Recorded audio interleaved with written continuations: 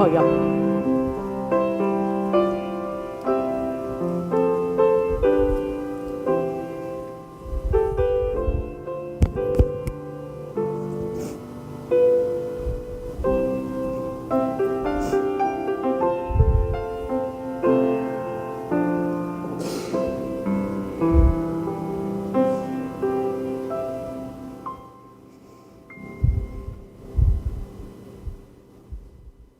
Always thanks to our choir, tremendous talent to take a really contemporary song like that and treat it in that kind of manner. Thank you so much for helping us worship.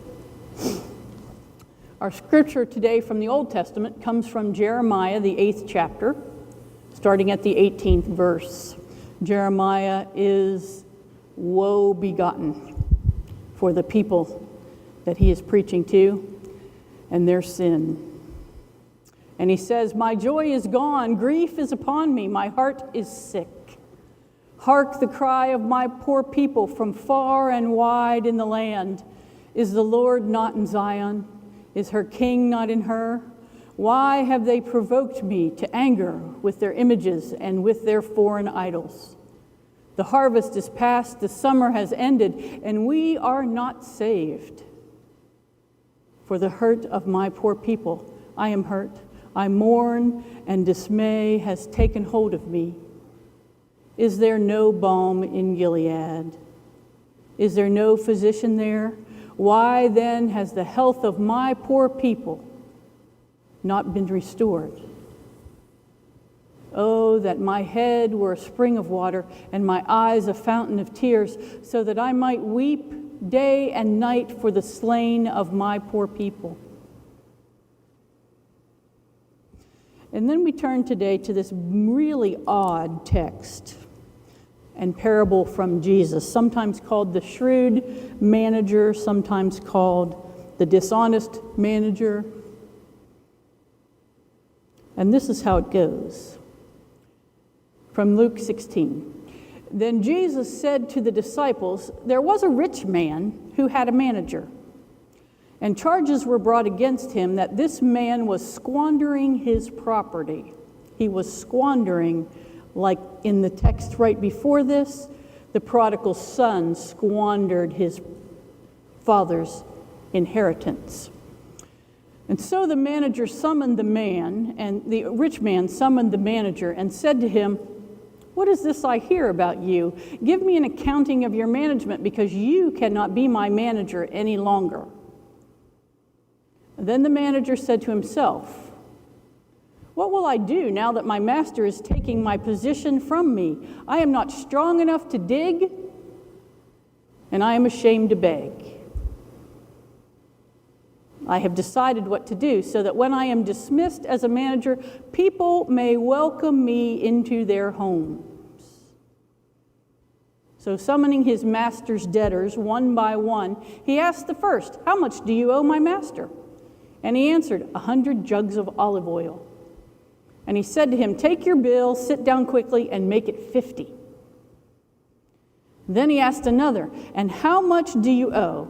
And he replied, 100 containers of wheat. And he said to him, "Take your bill and make it 80.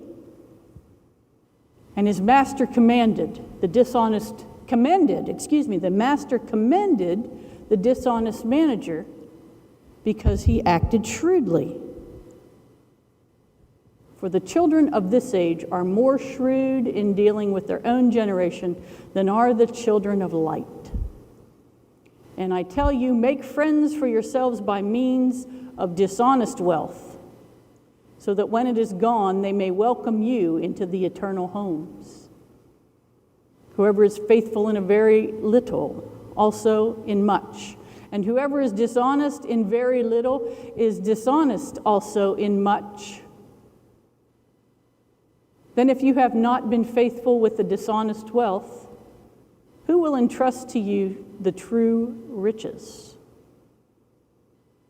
And if you have not been faithful with what belongs to another, who will give you what is your own? No slave can serve two masters, for a slave will either hate one and love the other, or be devoted to one and despise the other. You cannot serve God and wealth. This is the word of the Lord. Thanks be to God. Friends, now I ask you, after hearing that text, what in the heck is Jesus talking about today? He's telling a parable about a dishonest manager, a shrewd investor, a clever guy, a cheat. And not only in the parable does he have the guy's boss commend him, but Jesus himself commends him. It's bizarre.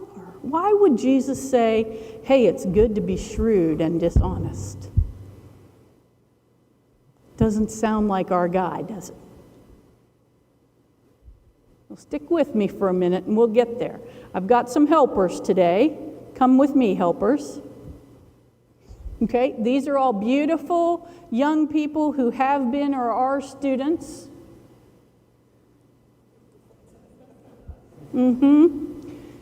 So if we think about debt in this time, because what we know is student debt is enormous in our country. People, look, everybody who's under like 40 in this room is going, Student debt is enormous in this country. It's swallowing people up. We're learning from real estate people that people aren't buying houses as early as they once did. People aren't getting married as early as they once did because they don't want to share their debt. And so instead of pretending that we are managers of grain, let's pretend that this is the rich man. Look at him. Doesn't he look good? Isn't he a good-looking rich man? He's the rich man, or today, for our purposes, we could also call him Sally Mae. Okay? This is our dear friend who owes me 100 jugs of olive oil. And here's my other friend who owes me 100 containers of wheat. Now, one of the things you do when you're in debt is you sign your life away. So sign that. By the way, Lindsay's senior recital is next Sunday in the afternoon at West Liberty.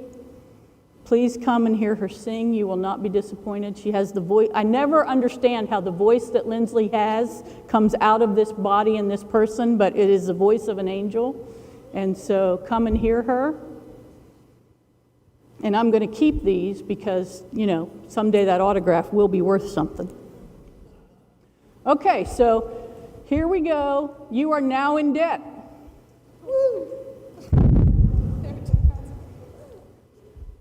100 jugs of oil, 100 containers of wheat. That's what you owe me, and that's what you owe me, but ultimately him, because he's the rich man who owns all this stuff. Right? So watch this.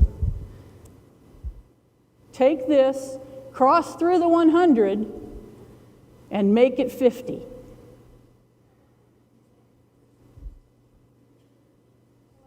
All right, you going for that? That's good. You do yours, cross through the 100, and make it 80.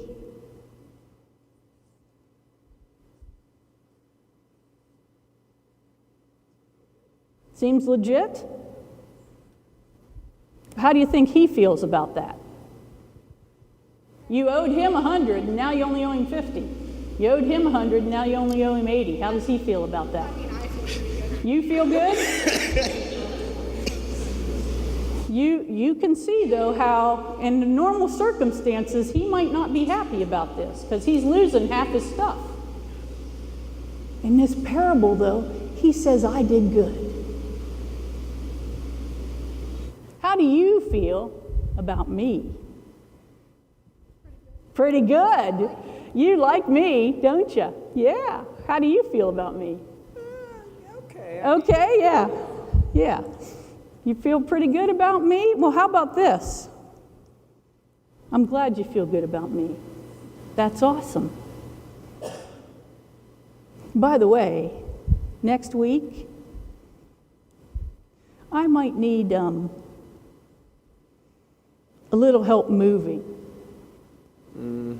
You could come and help me move, couldn't you? I guess. You guess? Yeah. Well, you only guess? Come on, you owe me. You owe me. How about you? My son needs help with his trumpet lessons. Yeah? And you're a musician. You can help him, can't you? Well, I owe you, not your son. Oh! How do you think that's going to fly with me? Right? Here's what this does. You see this, obviously. This puts them in debt to me. They were in debt to him. Now they're in debt to both of us. See how smart I am? I'm a genius. I'm a genius. And that's what Jesus means when he says, oh yeah, you did a great thing there. You get commended for what you did, shrewd manager. Okay, you guys can sit down. Thank you. Aren't they lovely? Thank you.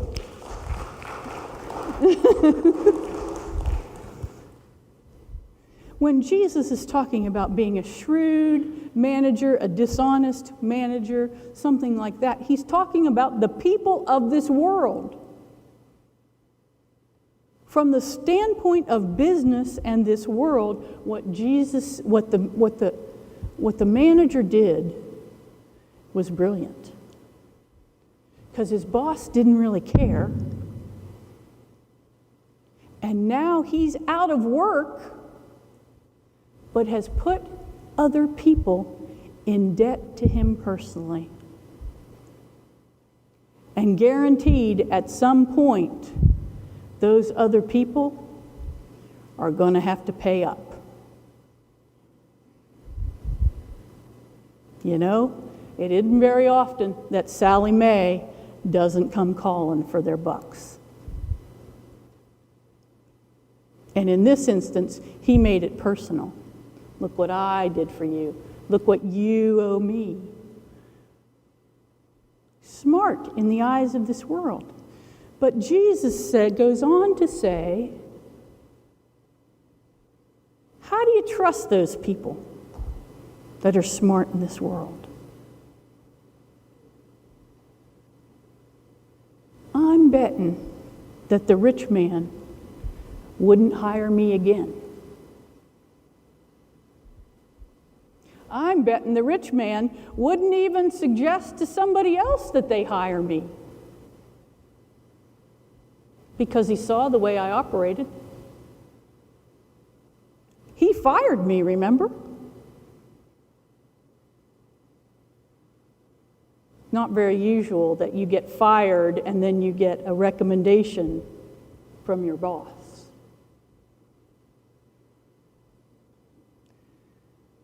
So here it is, this odd text where Jesus is talking about shrewd managers and lifting them up as people to be emulated. No, people in this world to be emulated, because that is the way the world operates. But we are not people of this world. We are people of God's world. We are people of the kingdom of heaven.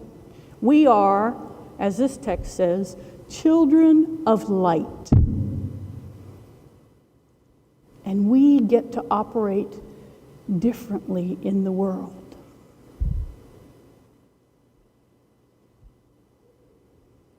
We are having in our session, which is the board of our church, if you don't know, ongoing conversations about the finances of the church. Now, one of the things that no one here is allowed to do as we talk about this is panic. Okay? We've been having this same kind of conversation for about 25 years, and we aren't going to fix it in 25 minutes. But one of the things we know is that in June and July and August, we took in $29,000 of income, revenue, your bucks in the plate. One of the other things I know is some of you are sitting around going, well, is that good or is it bad? Because you don't have any context for what that is. So let me just put it in context for you. In those 3 months, we took in $29,000. In one of those months, our outgo for personnel was $25,000. Added to our electric bill, pretty much that's 1 month's worth. So in 3 months, we took in 1 month's worth of personnel and electric bill. And remember, personnel and electric bill doesn't talk about programs, it doesn't talk about the gas bill, it doesn't talk about any repairs we did, it doesn't talk about the great mission that we're doing. People are psyched about what's going on over at Woodsdale. Do you know there's a kid at Woodsdale School who goes over every Friday and goes to the office at 3 o'clock to get his food bag? He doesn't have to do that. They're delivered to the classrooms. He can get a bag in his classroom, but he makes sure he goes to the office to get his because it's so important for him to have it to take home. That's the mission that we're doing. We gave the seed money to Laughlin Chapel for their new bus. Without the bus, they would have had to close down because they can't get kids to and from.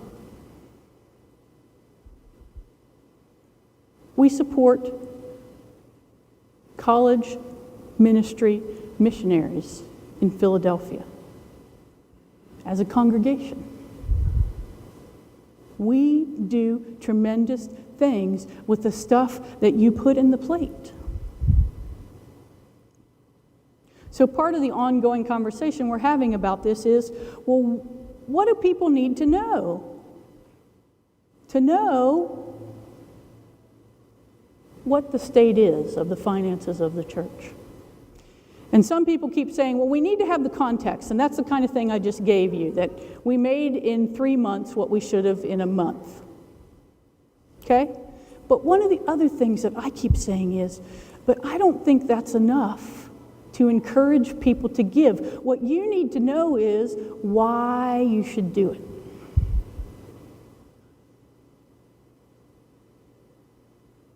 Right? The way the manager in this text operated is, the reason he did it was so he could get something out of it. And you know, there are churches now that are preaching, if you give, you're going to get blessed and you're going to get back and you're going to have a new Mercedes and you're going to have new living room furniture and you might even have a gold toilet like the bishop had. Oh, I wasn't supposed to say that. I'm sorry.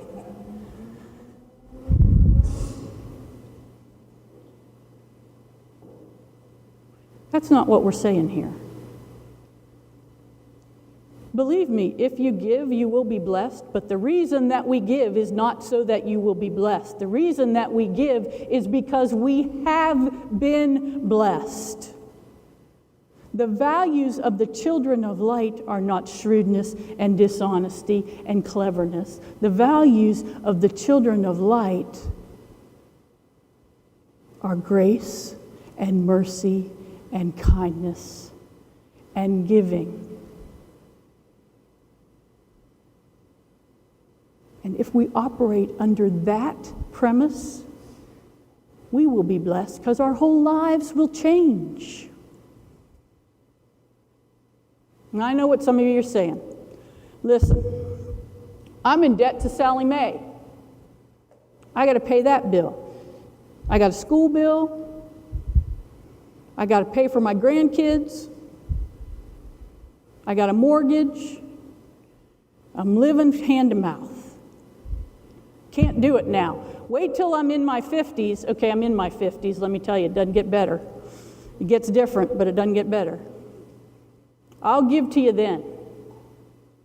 I want to tell you right now, if you don't get in the habit, you never will. You've got to make a conscious choice to get in the habit to give. And what we do is we give because God has given to us. Some of you know that my dear friend Ted Owen and I spent Friday in a car. We took the church's handbells. Here's the thing about you want to talk about a dishonest manager? Here, I think this is dishonest, Debbie. I got to get this off my chest. We wanted to get the handbells refurbished. It's a good thing, and we're going to start using them, and these people are going to learn how to play bells, and it's going to be beautiful, and we're all going to cry. What? Yeah, it's going to be beautiful. We're all going to cry. Debbie found the place to do it. You know, it's where we got the bells, and it's going to cost something like $2,200 to get the bells refurbished. Okay, we can handle that. They wanted $1,100 to ship them. Ted and I looked at that and said, that's the craziest thing we've ever heard. So we got in a car and we drove over toward Philadelphia and we delivered the bells on Friday, and it took them about 7.5 minutes to do what they needed to do, getting them out of the car and tagging them and whatever, and then we got back in the car and drove the other 6 hours back. But here was the fun part of that. I got to listen to Ted tell his stories. Ted is a storyteller, and he tells the marvelous story of his family, his siblings, after his parents died. And you know, if you've never been through this, when parents die and siblings start to settle up an estate, it can be one ugly mess. Fights break out, people end up not talking to each other, it ruins relationships. I want this, you want that, no, you don't get that, I remember that. Ted's family went through, they had very little of that. And when they all got it divvied up, somebody said, but there's still one more thing. Mom had the ledger, and we've got to get the ledger from upstairs. The ledger was all the debts the children had owed over their time. You know how that goes. I get behind in my bill and I say, Mom, can you loan me $500 so I can buy the kids shoes or get them lessons or pay the electric bill or whatever happens. And apparently, parents had been very meticulous in keeping notes of precisely who owed what to whom when and what was owed back. The record of debt was very significantly and meticulously kept. And they brought the book down and they started to look through it, and they couldn't decide what to do with it. And finally, the oldest sister said, "Give it to me." And they all went, "No, you're not in it. They didn't give you money like that, and if they did, you paid it off. You're not in it. You shouldn't be the one to have it." She said, "I'm precisely the one that should have it. Because of all of us, I'm the least indebted."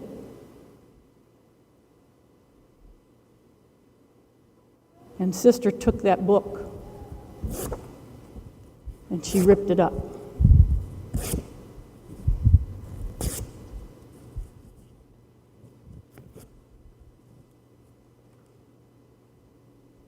No more debt.